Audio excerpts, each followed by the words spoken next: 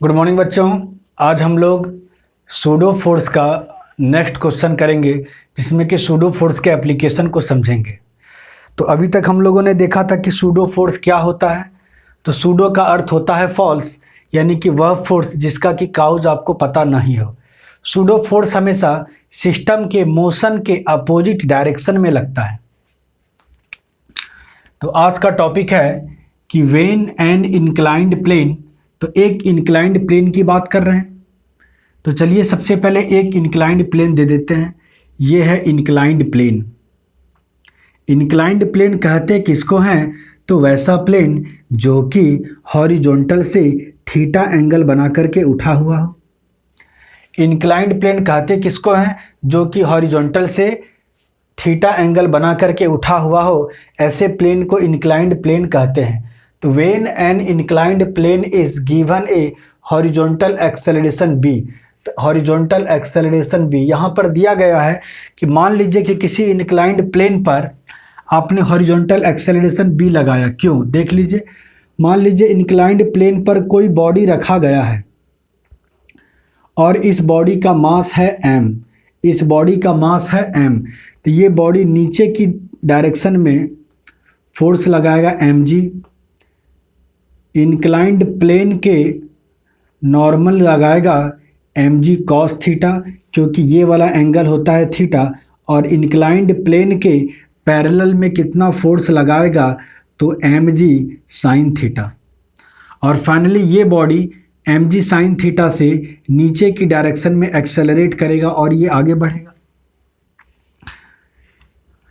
अब क्या होगा यदि हम इस इंक्लाइंड प्लेन में हॉरिजॉन्टली एक्सेलरेशन b लगा दें? अगर हम हॉरिजॉन्टली एक्सेलरेशन b लगा देते हैं तो ये मेरा पूरा का पूरा सिस्टम बन जाएगा non inertial frame of reference. और non inertial frame of reference में हमेशा सूडो फोर्स मोशन के अपोजिट डायरेक्शन में लगता है। तो बताइए कि ये बी एक्सेलरेशन इस डायरेक्शन में लगाया तो पूरा का पूरा सिस्टम इस डायरेक्शन में जाएगा, तो सूडो फोर्स हमेशा अपोजिट लगाएंगे। तो इस बॉडी एम पर इस अपोजिट डायरेक्शन में सूडो फोर्स लगेगा m गुना b, मास गुना एक्सेलरेशन, क्योंकि यहाँ पर एक्सेलरेशन हमने कितना दिया था? b, m गुना b। तो इस डायरेक्शन में ये एंगल थीटा, तो इसका mb का दो कंपोनेंट mb cos थीटा और mb sin थीटा। तो एक कंपोनेंट हो जाएगा mb cos थीटा और एक कंपोनेंट नीचे की डायरेक्शन में हो जाएगा mg sin थीटा। और ये इंक्लाइंड प्लेन इस बॉडी पर नॉर्मल फोर्स लगाएगा।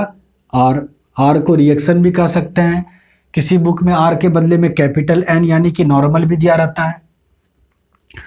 अब हमको देखना है कि रिएक्शन यहाँ पर कितना है और एक्सेलरेशन कितना है। तो बॉडी ऊपर की डायरेक्शन में फोर्स लगाया, रिएक्शन r, और इसके ठीक इस डायरेक्शन में कौन कौन सा फोर्स है? तो mg sin theta, sorry mb sin theta और साथ में mg cos थीटा। तो r बराबर क्या लिखेंगे? mg cos theta plus mb sin theta, क्योंकि इस mb का दो component mb cos theta mb sin theta. तो r बराबर mg cos theta plus mb sin theta. दूसरा इक्वेशन देखते हैं कि इस ब्लॉक को नीचे की डायरेक्शन में कौन लेके जाएगा? तो mg sin थीटा। इसको रोकना कौन चाहेगा? तो minus mb cos theta. Finally body m into a से आगे जाएगा, यानी कि m गुना a। तो यहाँ से a एक्सेलरेशन का वैल्यू क्या है? m को कॉमन निकालिएगा, कट जाएगा। a बराबर g गुना साइन थीटा माइनस b गुना cos थीटा। ये एक्सेलरेशन है। अब बताइए कि एक्सेलरेशन b हम कितना लगाएंगे ताकि ये ब्लॉक नीचे न गिरे? तो ये ब्लॉक नीचे न गिरे कब? जब mg sin थीटा जो नीचे गिराना चाहता है उतना ही फोर्स mb cos थीटा यदि ऊपर लग जाए तो बॉडी नीचे की ओर एक्सेलरेट ना करे, उस कंडीशन में एक्सेलरेशन a इक्वल टू 0।